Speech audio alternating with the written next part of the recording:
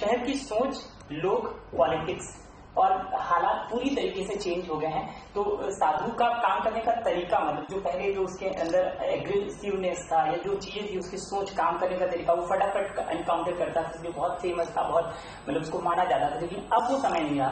अब अगर वो एनकाउंटर करता है तो बहुत सारे जवाब देने होंगे। तो इससे कितना बदलाव आया?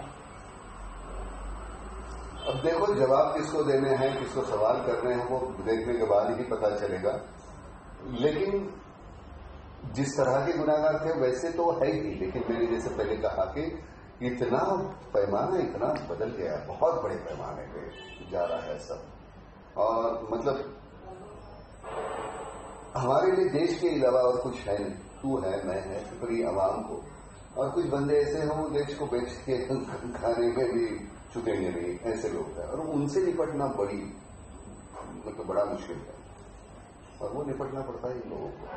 मराठी सिनेमा और जिस तरह से हमको देखो कि बंधुआ बना के रखा है कुछ पॉलिटिशियंस ने पुलिस को, मतलब जैसे उनके नौकर हैं उनके बाप के।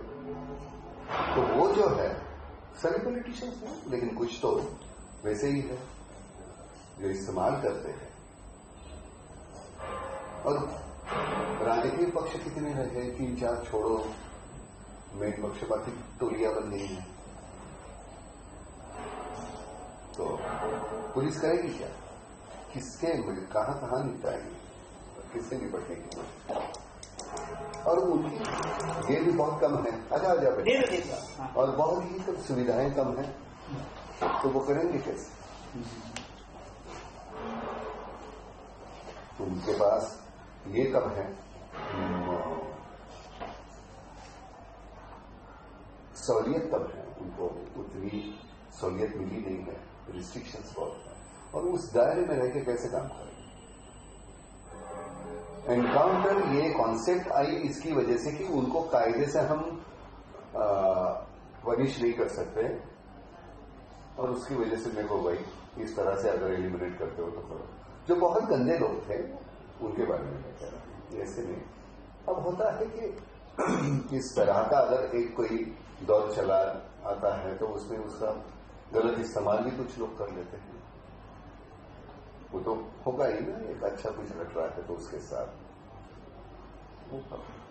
सिर्फ जो इन दिनों फिल्में इस तरह की मतलब ज्यादा पसंद की जा रही हैं, लोग पसंद कर रहे हैं, जो समाज में जो कुछ चल रहा है अगर वो दिखे सामने तो हम रिलेट करते हैं, ये मेरी कहानी है, जो मेरे पड़ोस है वो। आइडेंटिफिकेशन अगर नहीं है तो वो उस फिल्म से हम जुड़ते नहीं, सीधी सारी बात है। या एकदम सुपरमैन जैसी होनी चाहिए तो हम देखते हैं, हाँ कभी कभार मुझे भी पंख आ जाएंगे, मैं भी उड़ूंगा। तो एक परिकथा जो होती है उस तरह की, दो तरह की तो फिल्में चलती है। तो आइडेंटिफिकेशन बहुत इंपॉर्टेंट है हमारा। और कुछ बातें होती है कि एक होती है सिंघम की तरह की जो फिल्में हैं कि थोड़ा सा बड़ा चढ़ा के फाइट न्यूज के ऐसे होते हैं, ये वैसे नहीं, जो बहुत ही स्वाभाविक तरीके से बनी हुई फिल्म है। एक सवाल ये भी बनता है, चूंकि आप इस तरह की फिल्म कर रहे हैं इसलिए कि देश के जो हालात हैं, मुंबई हो, दिल्ली हो, देश के दूसरे भाग हैं, जो पॉलिटिकल सिनारियो बना हुआ है, आप उसको किस तरीके से देखते हैं? आपने बात कही कि अब टोलियां बन गई हैं, जो बड़े बड़े जैसे भाजपा या कांग्रेस ऐसे हुआ करते थे, अब बहुत सारी छोटी भाजपा कांग्रेस कुछ है, जो राष्ट्रवादी कांग्रेस है, समाजवादी, कुछ पक्ष जो है एक 4-5-6 होंगे। उसके बाद तो सभी ऐसे कि वो एक न्यूसेंस वैल्यू हो गई है। मतलब काम आपको करना है तो एक तुम्हारा मेरे यहां का कोई पक्ष, अगर आप चाहते हो तो बहुत बड़ा काम कर सकते हो। आप कौन सा पक्ष था कल जो चुन के आ गया इतने बड़े पैमाने पे? वो कौन सा पक्ष था? कौन जानते थे उनको? पिछली बार आए थे, उन्होंने नकार दिया था, नहीं हम रूल नहीं करेंगे, छोड़ दिया था। इस बावजूद उसके इस बार उनको चुन के दिया। फर्क ये हो गया है कि हमारे जो उम्र के जो लोग थे, हम 5 साल तक रुकने के लिए तैयार थे। आज के बच्चे हैं, जो मतदाता है वो बदल गए।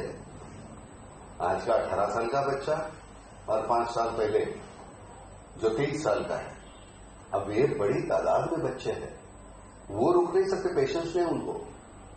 5 साल को नहीं रुकेंगे, उसको 6, 8, 10 महीने में रिजल्ट चाहिए। ये है, अगर नहीं है तो हम दूसरा कोई चुनेंगे।